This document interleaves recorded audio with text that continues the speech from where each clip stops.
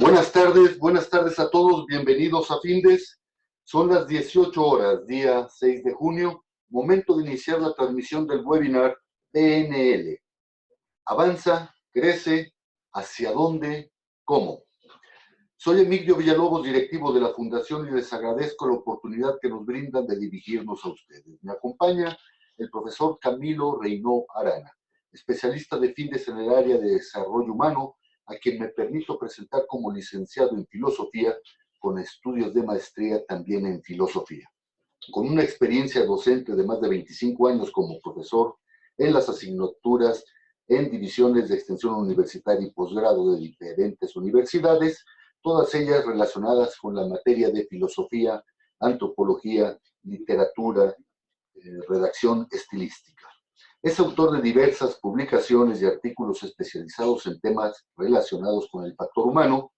Y antes de cederle la palabra, les invito a que nos hagan preguntas, nos formulen sugerencias, nos den sus opiniones y al término de la plática dispondremos de algunos minutos para atenderlas. Camilo, buenas tardes, podemos iniciar. Buenas tardes, director. Muchas gracias por la presentación. Y a las personas que tienen la bondad de disponer de su tiempo para compartir un rato con nosotros. El tema que me invitaron a conversar con ustedes hoy es ¿qué pasa con la programación neurolingüística el día de hoy? Los antecedentes mínimos necesarios, pero son indispensables. ¿Cuándo nace este modelo de desarrollo humano que llamamos programación neurolingüística? 1972. Dirían en mi rancho el modelo está tiernito, porque comparado con otras áreas del saber en materia de desarrollo humano, evidentemente el tiempo es muy corto de permanencia en el aire, digamos. Sin embargo, y a pesar de la corta edad, ha habido verdaderas transformaciones y una que otra sacudida cataclísmica.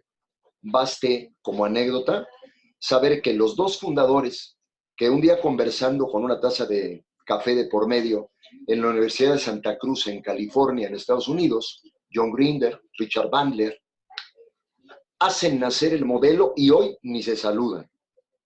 Hay un momento, hace quizá 14, 15 años, donde uno de ellos dice, tenemos que buscar una mucho más pragmática manera de aterrizar programación neurolingüística en otros campos del saber.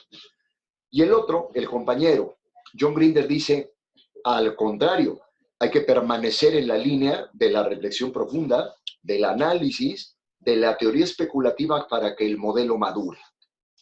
En pocas palabras, ante esta dicotomía de intereses, rompen la relación desde el punto de vista de actividad profesional y creo que, dada la fuerza de ambos personajes, sin duda la programación neurolingüística ha crecido y se ha desarrollado. Importante, un recordatorio mínimo. Si a Camilo le preguntaran una definición corta, inmediata, de qué es programación neurolingüística, gracias al lenguaje, la modificación de mapas mentales que derivan en una transformación para bien de la conducta humana, tratando de darnos a entender en un lenguaje más coloquial y más sencillo.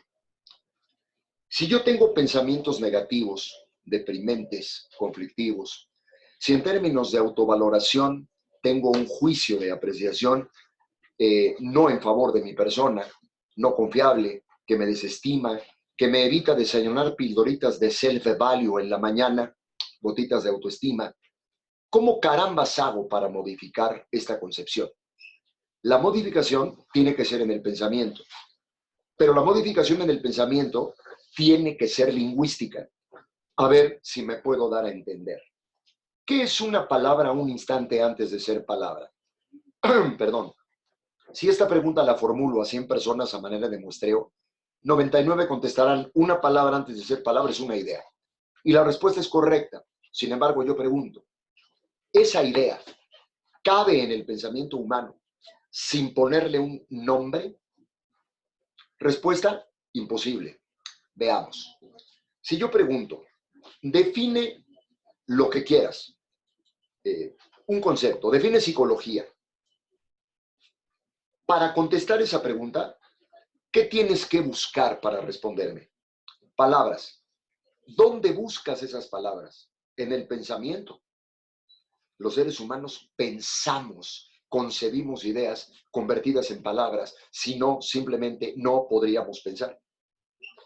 Si lo que está en mi pensamiento es lo que me lleva a orientar mi conducta, ¿dónde hago el cambio de mapa mental o de paradigma mental? En mi pensamiento. Y pongo un ejemplo trivial. Si ante una situación crítica, mi pensamiento se reduce a decir, ¿podré enfrentarlo y resolverlo? Estoy más cerca de no poder que de poder. Si en mi pensamiento, lingüísticamente me doy la instrucción, tengo que resolver el conflicto, estaré más cerca de resolver el conflicto. Yo actúo con base en lo que pienso y pienso de acuerdo a cómo defino las cosas. Si Lupe piensa que Pancho la ama, vale madre si la ama o no. Si Lupe ya se convenció de que lo que Pancho le proyecta es amor, ella lo define como amor y cree que es amor y vive enamorada. El pensamiento, según los programadores de la neurolingüística, domina sobre la realidad.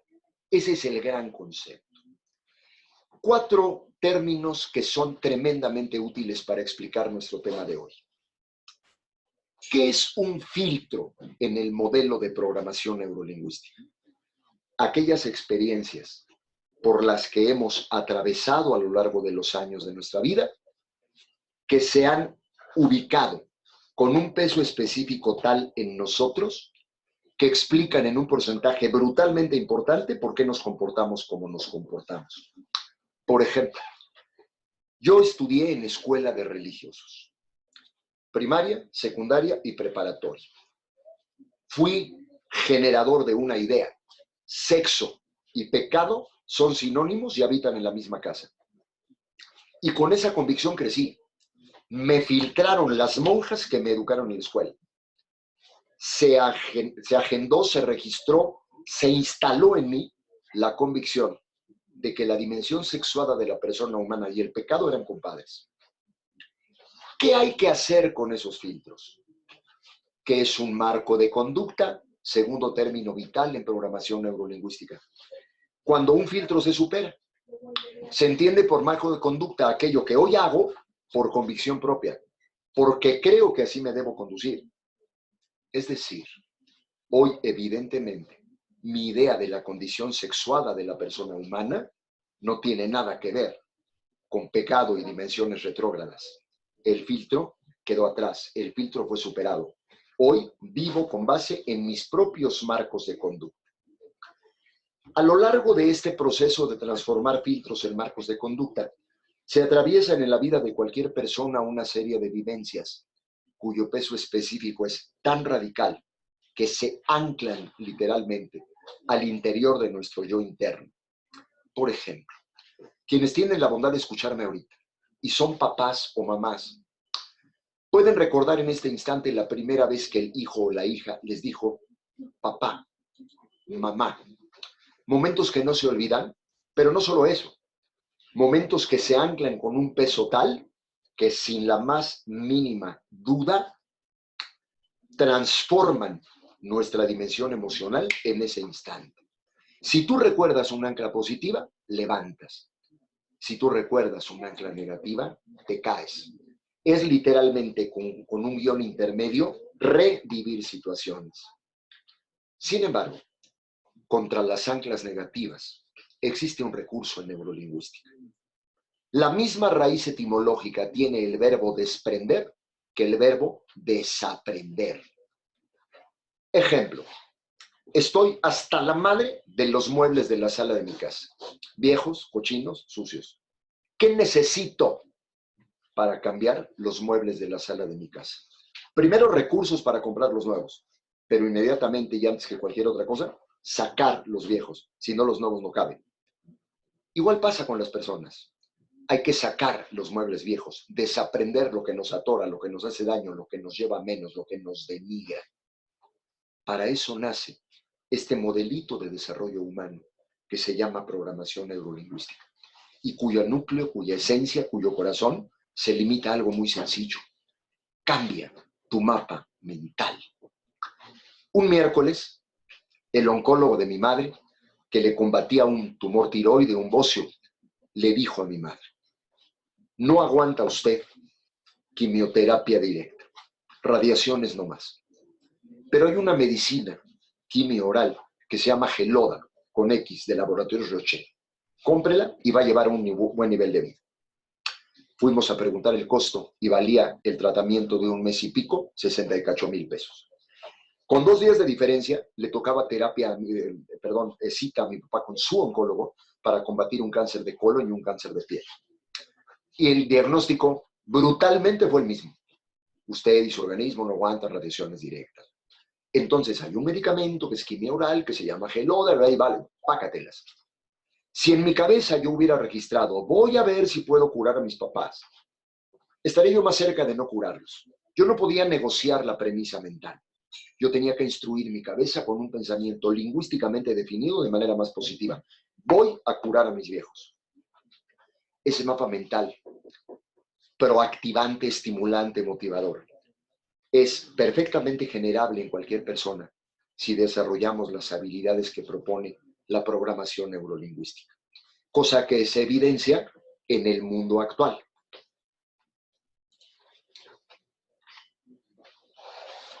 Pensé, ante la invitación de mi director, el licenciado Villalobos, en algunas alternativas que muestran cómo ha evolucionado la programación neurolingüística, sobre todo en cuanto a multiplicar los campos de acción, con base en el mismo modelo que acabo de tratar de recalentar muy sucintamente para ustedes.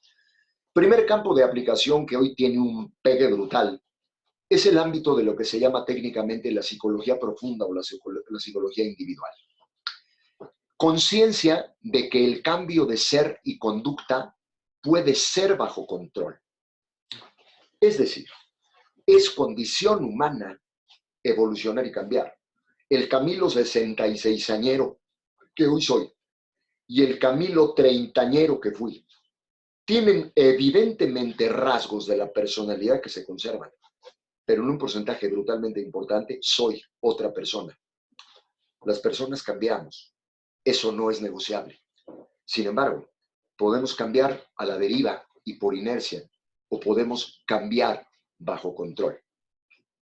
¿Cómo hacer viable ese cambio controlado? Vayan algunos ejemplos. Los japoneses identifican con un término el concepto crisis y el concepto oportunidad. Es decir, me corrieron de mi chamba, tengo cáncer de colon, tengo un costal de deudas acumulado, no veo una pinche luz encendida en el fondo del túnel. ¿Cómo voy a salir del conflicto?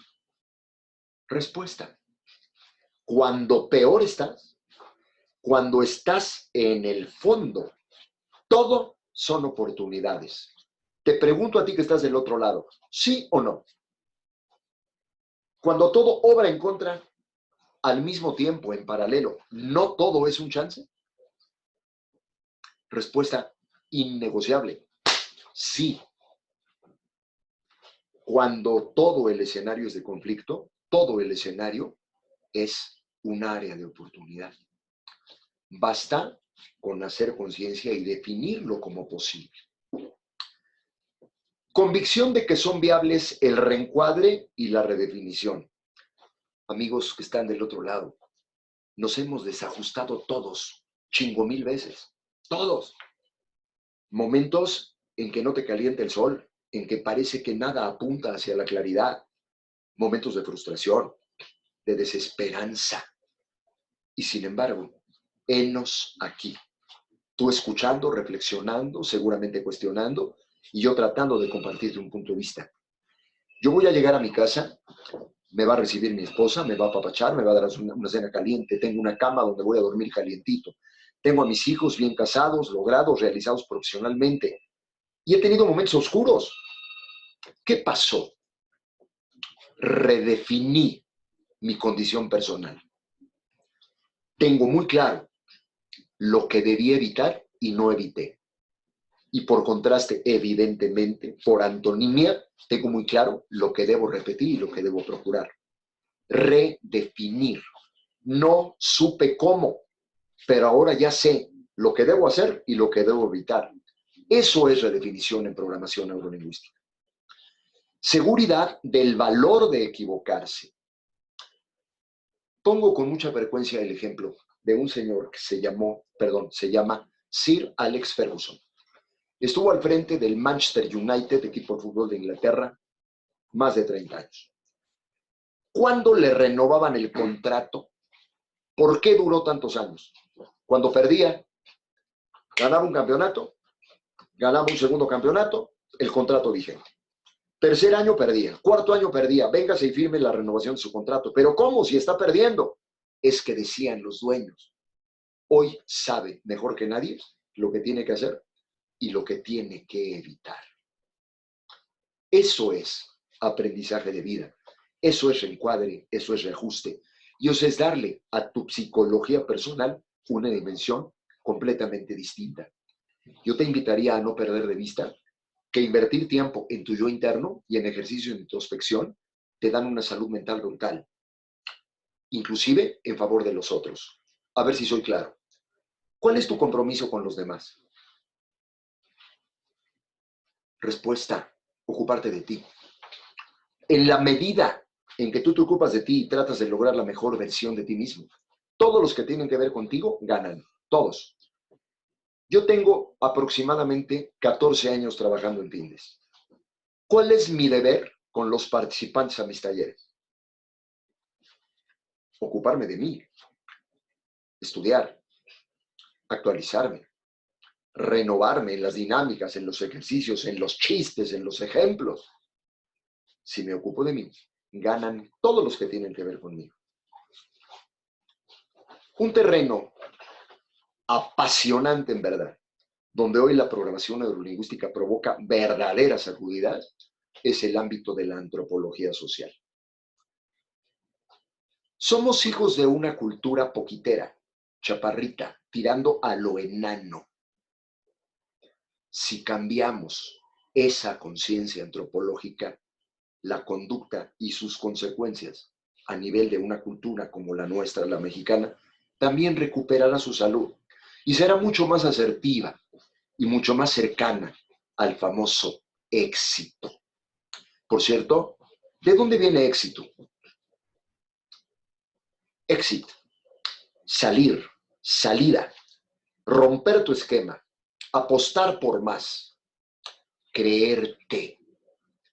Por ejemplo, ustedes y yo somos hijos de una cultura que receta proverbios como lo importante no es ganar, sino competir. ¡Basta! Tú y yo sabemos que lo único importante es ganar. Cuando alguien te chulea, te aplaude, te reconoce, te estimula, fuimos educados para abajo. Favor que usted me hace. No, ¿cómo cree? No, yo no lo merezco. Otra vez, ya basta. Oiga, qué buena estuvo su plática. Oiga, qué excelente estuvo su clase. Sí, ¿verdad? Lo hago bien y me apasiona. Pero entonces viene otro tipo de estupideces. Alabanza en boca propia es vituperio. ¡Ah, Chihuahua! Si tengo los tamaños y la humildad suficiente para reconocer mis pendejadas, ¿por qué no voy a tener derecho a reconocer también mis palomitas?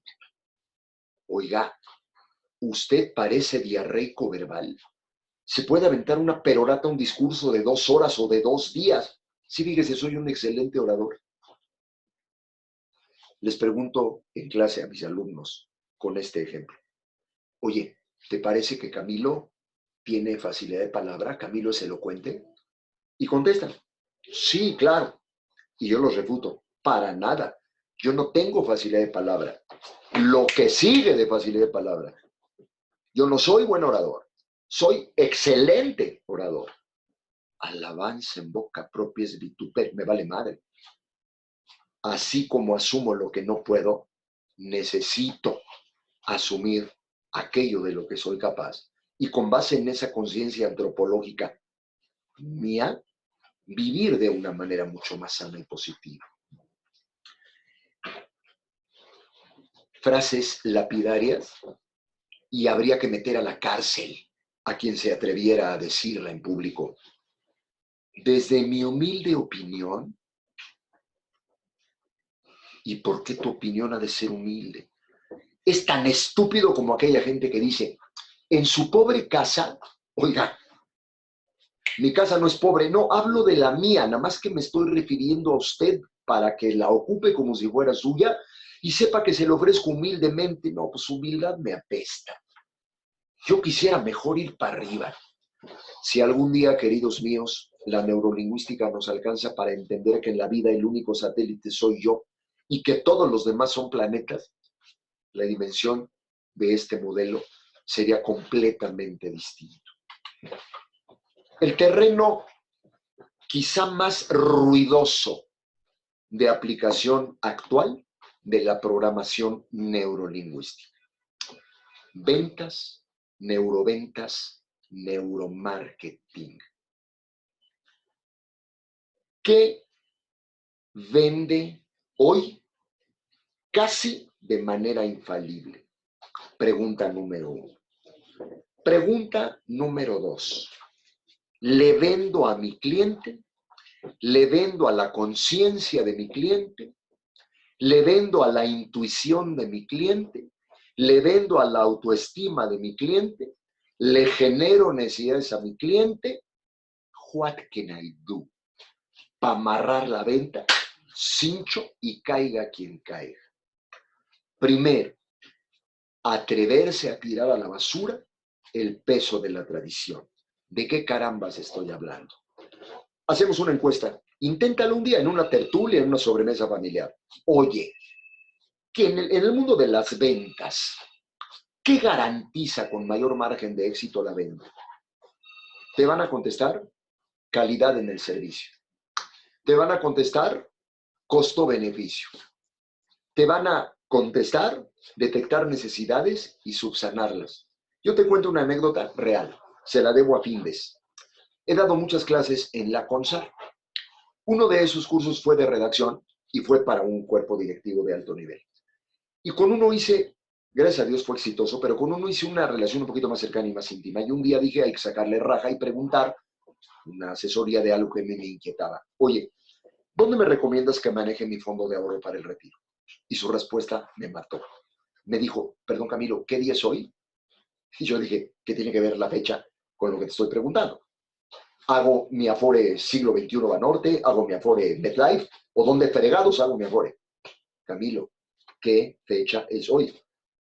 No sé, jueves 6 de octubre del 2000. ¿Por qué? Porque si me preguntas mañana, muy probablemente te daré una respuesta distinta. ¿Qué me quería decir? Las Afores ofrecen lo mismo. Los bancos ofrecen lo mismo. Las tiendas de abarrotes ofrecen lo mismo. Basta de anquilosarse y casarse con modelos caducos cuya obsolescencia daña. ¿Qué propone el modelo neurolingüístico en el marco del marketing, de las ventas? La respuesta es verdaderamente, en mi opinión, apasionante.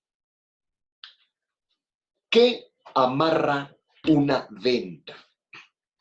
Dice la PNL, el modelo de neuromarketing, la diferencia. A ver si me puedo dar a entender. ¿Qué tiene tu tortillería que no tiene la mía? ¿Qué tiene tu negocio de lavacoches que no tiene el mío? Toda mi vida he pensado que es un genio el primer cabrón que en una tortillería, mientras la gente se formaba, tuvo la iniciativa de poner un cerrito de tortillas sudadas y un pinche salero junto. Un genio. Un tiempo viví en la zona de hospitales, sur de la ciudad, ahí donde están cardiología, cancerología, psiquiatría, etc. Nutrición. Y había, por Dios, 8 contaditas tortillerías. Pero había una que siempre tenía la fila eterna. Claro, había gente, jornaleros, que allí almorzaban. ¿Qué almorzaban? Tortillas con sal. Se formaban a comprar su medio kilo de tortillas, que luego se iban a comer con unas rajitas deliciosas. Pero mientras, tortillita echada, salecita, churrito y a comer. ¿Qué ofrecía esa tortillería? Diferencias. Algo que no había en otra instancia. Si tienes pareja, tú que me estás escuchando, pregúntale si está ahí contigo y si no, al rato que la veas. Oye, ¿por qué yo y no otro? Y la respuesta, la que sea, no importa cuál, va a tener como centro un concepto, lo que te hace diferente. Esa persona que te ama se acercó a ti por lo que vio en ti que no vio en otros. Punto. En programación neurolingüística, los concretos son un recurso, pero los abstractos, para concretarse, a veces son un mejor recurso. ¿Qué quiero decir con esto? En neuromarketing, ciertas abstracciones aterrizadas hoy dominan el mundo de las ventas. Si tú le dices a alguien, para que tu negocio tenga éxito, atáscalo de diferencias, va a pensar que te drogaste, que te metiste chochos, te va a querer mentar la madre. Oye, carajo, yo quiero poner un taller mecánico y tú me hablas de que lo nutra de diferencias. ¿Qué te está pidiendo? Que atasques tu negocio de mecánica de automóviles con cosas que no tengan los otros negocios de automóviles. Neuroventas. Venderle al pensamiento. Venderle al concepto. Venderle a la idea. Venderle a la imagen. Persuadir y seducir a tu cliente con base en aquello que lo pueda sorprender. Porque si pretendes negociar y vender recurriendo a argumentos gastados a través de la historia del marketing, pues estás perdido. La gente con la que negocia simplemente va a decir, eso yo ya lo había escuchado. No. Ataca donde no hay. Invierte tiempo en la preventa pensando cómo vas a sacudir la emoción y el pensamiento de tu cliente. Y no hay nada más intenso para sacudir pensamiento y emoción de quien sea que sorprender. Y te sorprende lo distinto, lo novedoso, lo contrastante. Me interesa muchísimo hacerte una invitación. No estoy aún terminando, aunque ya no me voy a extender mucho, pero me interesa mucho hacerte una invitación a buscar, cuando estudies modelos de desarrollo humano, alternativas innovadoras. A ver si puedo ser claro. De edad corta o de historia vieja, cualquier modelo de desarrollo humano, el que me digas, o evoluciona o no sirve. Punto. El modelo de inteligencia emocional, el modelo de liderazgo, el modelo de coaching, el modelo de neuromarketing, el modelo de programación neurolingüística, el modelo de administración del tiempo. Hay muchos que se instalaron en el tiempo, que están caducando ante la dinámica creciente de la sociedad contemporánea en el mundo global. Entonces, acércate a aquellas instancias que hoy te ofrezcan novedades temáticas. Por ejemplo, hoy día, cualquier imbécil se certifica como coach. Y hay la ironía, medio en broma, medio en serio, de que hay más certificadoras para coaches que coaches. La pregunta se antojaría hacérsela a la certificadora y a ti, ¿quién te certificó para certificar coaches? Cuidado. Revisa la temática del curso de desarrollo humano que vayas a tomar. si no implica novedades y actualizaciones, no es confiable. No creo solo en el vanguardismo, pero tampoco en la historicidad. Creo que un curso de desarrollo humano, no importa el modelo que pretenda vender, debe reconocer el peso de la historia, el origen y la evolución de ese modelo, pero también cómo aterriza en el mundo contemporáneo. Evidentemente, la actualización no es negociable, tiene que darse. Por ejemplo, si entiendo por mundo global, y prácticamente con esto voy a terminar, el hecho de que si estornuda la moneda china, a la moneda mexicana le da pulmonía, es decir, de que toda instancia en cualquier renglón de la cultura afecta a otra instancia en el mundo global, no tendría por qué ser la excepción los modelos de desarrollo humano. Por consecuencia, transculturizar, ir más allá de la dimensión regional y local para aprender estos modelos, ayudaría muchísimo. ¿De qué estoy hablando? ¿Por qué el gabacho, con amor dicho, el gringo, con amor dicho, es tan extrovertido, tan libertino en su actuar, tan rico en su expresión facial y en su entonación verbal? What did you say? Are you crazy? Son histriones del lenguaje. ¿Por qué son así? ¿Y por qué en México somos muerde rebozo, agachamos la cabeza, nos encontramos y nos escondemos? ¿Tendrá alguna explicación desde el punto de vista de la cultura?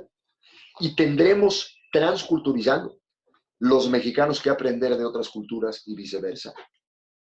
Estoy hablando de que hoy no basta con comentaristas de neurolingüística en idioma castellano nacidos en México. Hoy habría que leer a aquellos que en otras latitudes se han ocupado de este tipo de temas. No te limites en los modelos de desarrollo humano y su aprendizaje. No te limites desde el punto de vista de la cortedad en la historia de esos modelos. Hay muchas instancias de aplicación, muchísimas. No es lo mismo programación neurolingüística agresiva que programación neurolingüística asertiva, por cerrar con un ejemplo. En una discusión, tú puedes decirle a tu jefe incluso, qué bárbaro, ¿cómo se te ocurre semejante atrocidad? Es una barbaridad lo que estás diciendo, por no decir pendejada. Pero le puedes decir lo mismo, sin violencia. Caray, tu punto de vista jamás se me había ocurrido.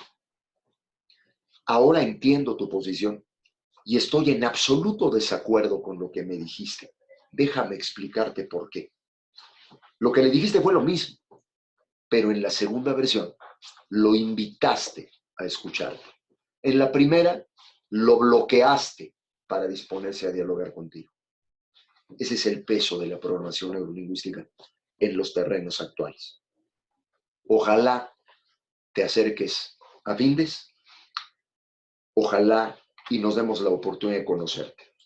Buena suerte, buenas tardes, muchas gracias. Camilo, muchas gracias. Vamos a atender participaciones, preguntas que nos hacen los asistentes. Tenemos a Yanis Correa. Yanis, buenas tardes, gracias por su pregunta. Usted mencionó que la programación neurolingüística es una técnica. ¿Eso significa que si sigo los pasos secuenciados, cual ella lo estipule, llegaré al resultado? Absolutamente. Y me encanta la oportunidad de comentar muy brevemente al respecto por lo siguiente. En todo el planeta hoy hay instructores de programación neurolingüística. Si la programación neurolingüística es una técnica, el rigor en la enseñanza tiene que aparecer. Yo no estaré peleado nunca, los uso en todos mis cursos, dinámicas, ejercicios, chistes, pero hay muchos instructores que convierten su curso literalmente en un festivalito. Es el desmadre y el jugueteo de cabo a rabo cada sesión. Espérame. ¿Y el modelo? ¿La técnica? ¿La estrategia de aplicación? ¿Dónde quedó? Y entonces vienen réplicas apasionadas e intensas de, oye, Esto no es programación neurolingüística, y tienen razón. La dinámica, el ejercicio, la actividad, el juego, es un suplemento para poder aterrizar el modelo. No se vale en lugar del modelo. La técnica va primero. Gracias, Camilo. Juan Gerardo Pérez, buenas tardes. Juan Gerardo nos pregunta, para poder aplicar la PNL, necesito estar consciente de lo que soy.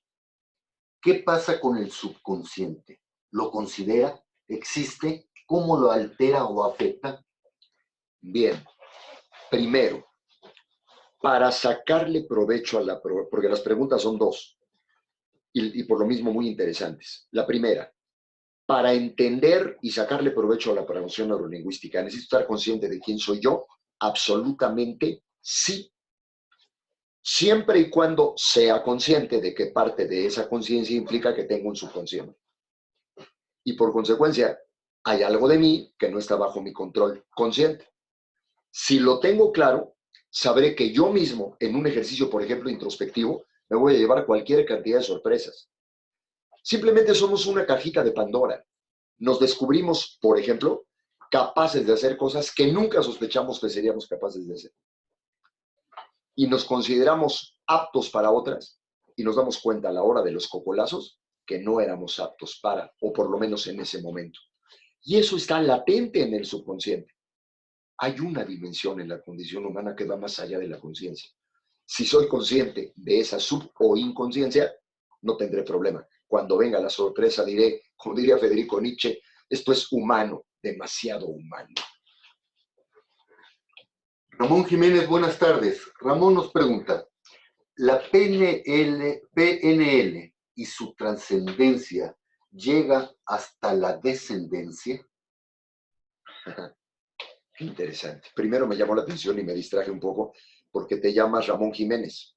Y de chavo leí Platero y yo, es tu homónimo, una novela casi cuento costumbrista preciosa. Perdón la desviación. La trascendencia de la PNL llega hasta la descendencia, absolutamente sí. Pero debe ser mi afán independizar a esa descendencia de mi autoconciencia. Déjame hacer una travesura, rapidita. ¿Qué es educar? Si yo pregunto esto a X número de gente, el más alto porcentaje me va a decir enseñar, orientar, guiar, enseñar. Eso es en segunda instancia. En primera instancia, educar es sacar, no meter. Educar viene del griego y del latín educare, educere, que significa saca. Te pongo un ejemplo. Tengo dos hijos, Juan Pablo y Santiago. Para educar a ambos, lo primero que tuve que hacer fue, Juanpa, ven, háblame de ti, dime qué te gusta, qué te motiva, qué te estimula, qué te frustra, qué te duele. Y ya que tengo los pelos de esa burra en la mano, de acuerdo a esa personalidad que descubrí en uno de mis hijos, guiaré, formaré, enseñaré a ese hijo de acuerdo a cómo ese hijo es. La educación promueve la independencia y la individualidad. Por consecuencia, si bien es inevitable que los hijos hereden valores, principios, ejemplos, testimonios, debo buscar que sean generadores, gestores de su propia autoconciencia. Gracias, Camilo. Laura Jiménez, buenas tardes. Laura nos pregunta, ¿qué hay en cuanto a la PNL y la memoria? ¿Se pueden relacionar? Absolutamente sí. En el transcurso de la plática hablé de dos conceptos que vienen al caso con esta interesante pregunta: filtros y anclas. Los filtros son, a nivel de memoria, indisolubles, inseparables, hasta que yo no hago conciencia de que tengo ese filtro. Y si soy consciente de que ese filtro es negativo, mientras no lo supere, está anclado en mí, en mi memoria y en todo mi ser. Constantemente lo voy a estar recordando porque me está lapidando y chingue, y chingue, y chingue la conciencia. En el caso de las anclas, el recurso es la memoria. Si entiendo por ancla aquella vivencia que me marcó y por lo mismo se quedó en mi vida para siempre, buena o mala, es la memoria el conducto por el que traigo al presente esa vivencia. Te pongo el ejemplo de qué hago yo cuando ando a la baja. Porque a veces ando a la baja como cualquier mortal. Tengo 3 recursos. Ver 10 minutos en un video goles de Lionel Messi. Soy enfermo del mundo soccer. Y eso me entona. No necesito las 4 estaciones de Vivaldi. Escuchar 20 minutos La Primavera me levanta. Pero hay algo que me levanta por encima de cualquier cosa. Ah, bueno, perdón. Hay otra, 2 mezcales, pero no siempre puedes. Pero hay un cuarto chance. Ese nunca me falla. Me acuerdo que en mi cartera o en mi celular traigo como icono la foto de mis hijos y mis nueras. Le llamo yo mi Dream Team. Es mi ancla. Los traigo a mi vista y el más jodido de mis días recupera la luz. Es la fuerza de la memoria, del recuerdo, de la re-tracción, retraer, lo que me pone en vivo otra vez esas experiencias gratas. Lo malo es que también funciona igual con lo negativo. Hay que educarse para tratar de traer al presente con la memoria las vivencias sanas y mandar al carajo aquellas que me hacen daño. Camilo, muchas gracias. Sergio Buenfil, buenas tardes. Sergio nos pregunta, usó una frase que dice algo más o menos así. Quien se pone en palabra propia alguna cualidad es vituperio. Sí. ¿A qué se refirió con vituperio? Cuando se habla de la palabra vituperio, se habla de algo que devalúa, descalifica, está vituperando, está haciendo daño, está lastimando, está molestando. Alabanza en boca propia es vituperio, dice el refrán. Esa es la frase a la que usted se refería. En México, alabanza en boca propia, es decir, hablar bien de mí, está mal visto. Se le llama soberbia, se le llama engreimiento, se le llama fatuidad. Y yo digo, ¿por qué fregados? Lo importante no es ganar, sino competir. Yo te hago una pregunta a ti que me estás escuchando, Sergio Buenfil, y al resto de los que sigan conectados. ¿Tú crees que Michael Phelps, tú crees que Michael Jordan, tú crees que Cristiano Ronaldo piensan que lo importante es competir? No. Ellos ganan porque piensan que solo ganar tiene sentido. Esa es la diferencia. Pues bien, antes de finalizar esta transmisión, les recuerdo que todos los jueves a las 18 horas estaremos abordando diferentes tópicos de actualidad de interés en el ámbito de los negocios del desarrollo personal.